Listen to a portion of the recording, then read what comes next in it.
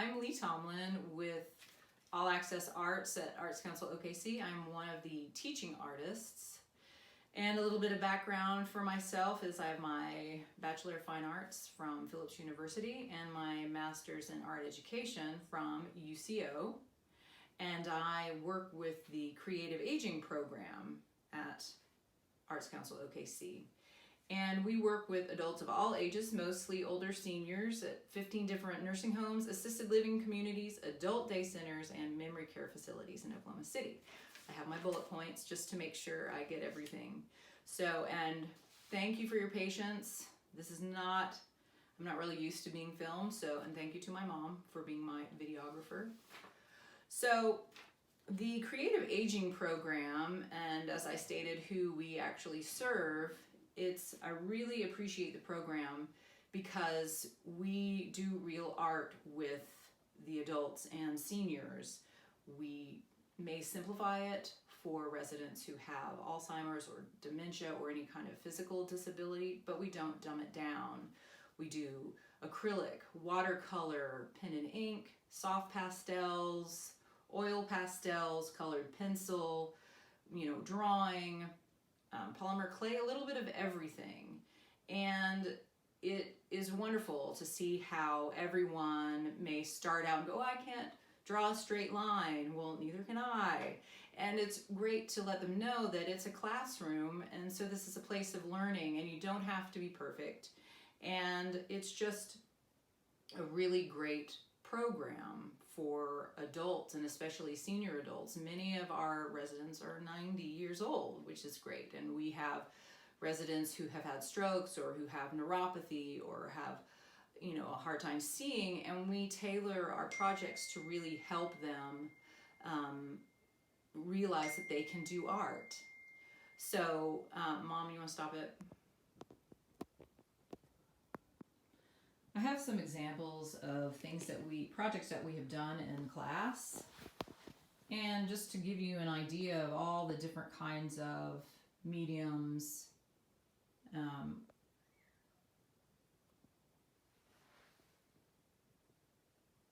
so we've done, a lot of drawing, and black and white is something that I find is helpful especially for older eyes. They can differentiate things better. And then sometimes projects I've tried have not worked as well, like the silhouettes. It's really interesting, something that we think is simplifying, something for people who have dementia actually makes things a little more complicated. So it's a constant learning experience, which keeps us on our toes for sure. And also because we have a time constraint, we have to start and finish a project in an hour and a half, and we don't have any carryover, kind of makes things a little tricky. But what we do is, even though people, may have dementia or, have arthritis or whatever, we do varying degrees of expertise.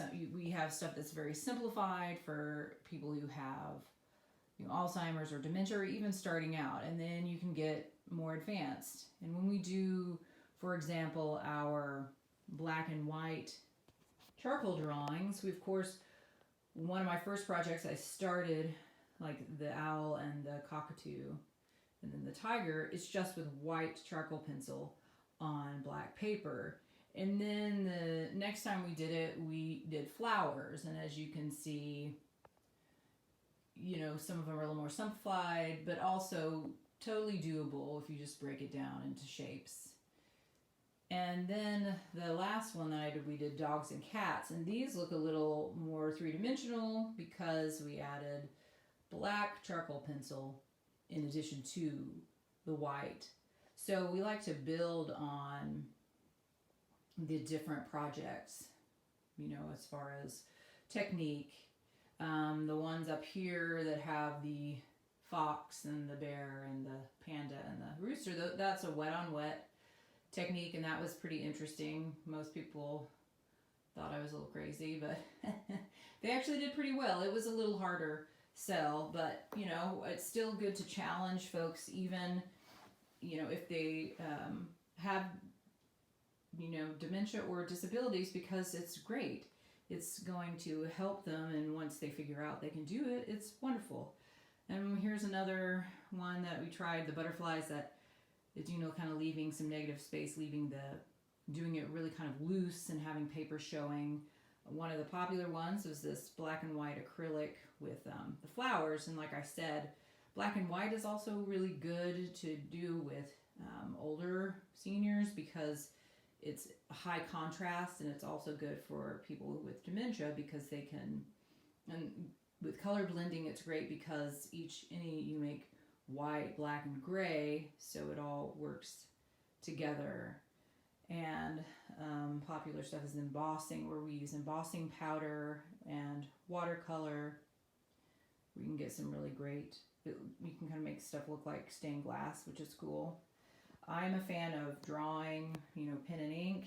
And so here are some examples of trees where you can do, we focused on cross hatching and different line work, but also made it to where you could get as detailed as you wanted or keep things simple. And so every ability can do this.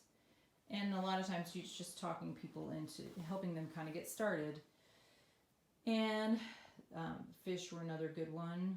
And this one was where I just had them do different kinds of lines, you know, cross hatching, and they could make stuff up like stripes, and because we're a fan of having people look at our examples but then really kind of do their own thing and embrace it. It can be whimsical and funky, and because that's kind of how I am. I'm really pretty loose about how I do stuff. And we've done polymer clay, different things that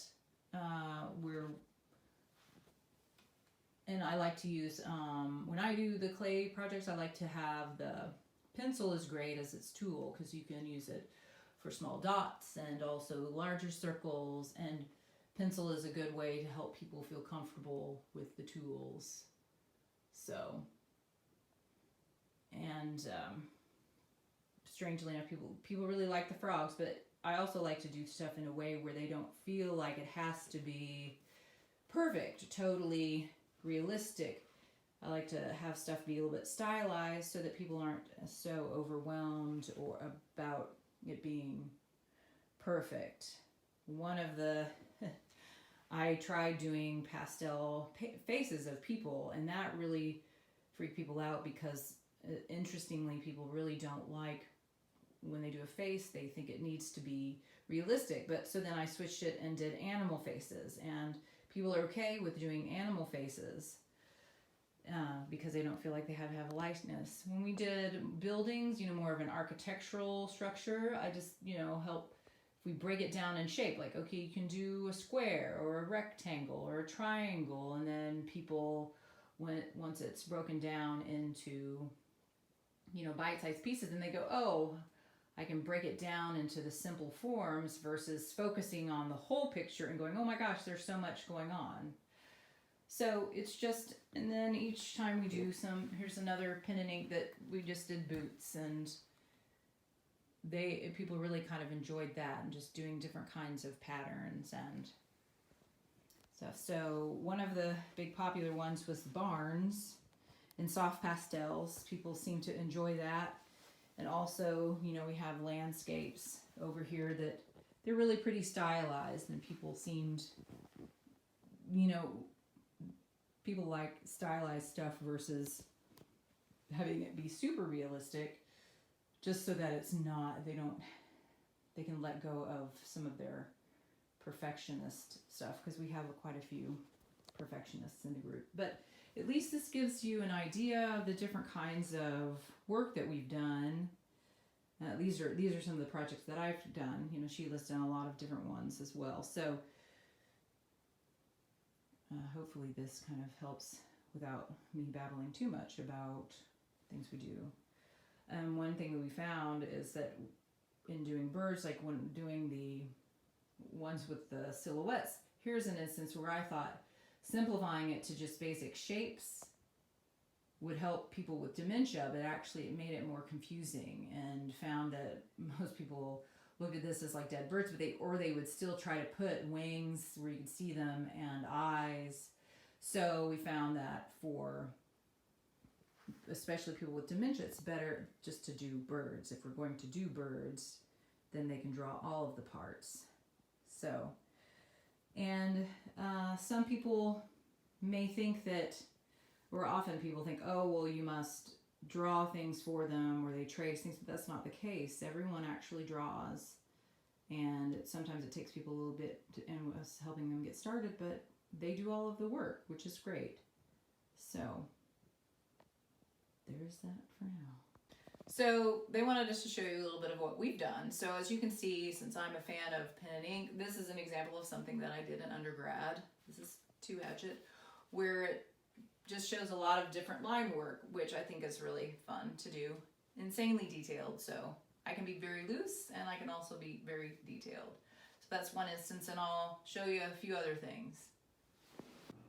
Here are a few pieces that I'm actually working on. These are some sculptures. I did a series of large sculptures where I cast friends and I turned them into the elements. This is a little different. A continuation. So there's that. This is one of my favorite screen prints. This is my advanced serigraphy study class. This is posterization process where I used a film negative from around 1919 or 1920, and that's actually my grandmother and my great aunt. So, Graham and Aunt Ree. Here's another one of my favorite screen prints. This is actually a full sheet of paper. I had a custom built screen so I could print a full sheet of paper, because you can print small on a big screen, but you can't print very large on a small screen. This one's called Of Two Minds, and I used a soap resist in this one. This screen print is called Genestro 9. I thought I was being clever because it's estrogen and because it's 9 girls, all of which I went to grad school with, but I usually call it 9 faces. So, but this is Genestro 9, and I used an overprint varnish on the faces, so this one turned out cool. And it was also a good study for me in drawing a likeness. So, well, thank you for bearing with me. Hopefully that gives you an idea about the creative aging program, and then also about me. I like to do as many different kinds of media as possible for my own work, and then also to translate that with the people that we serve through the creative aging program. And I currently am renovating my own house, so my mother has been gracious to let me set all of this stuff up here. And so thank you again, and take care.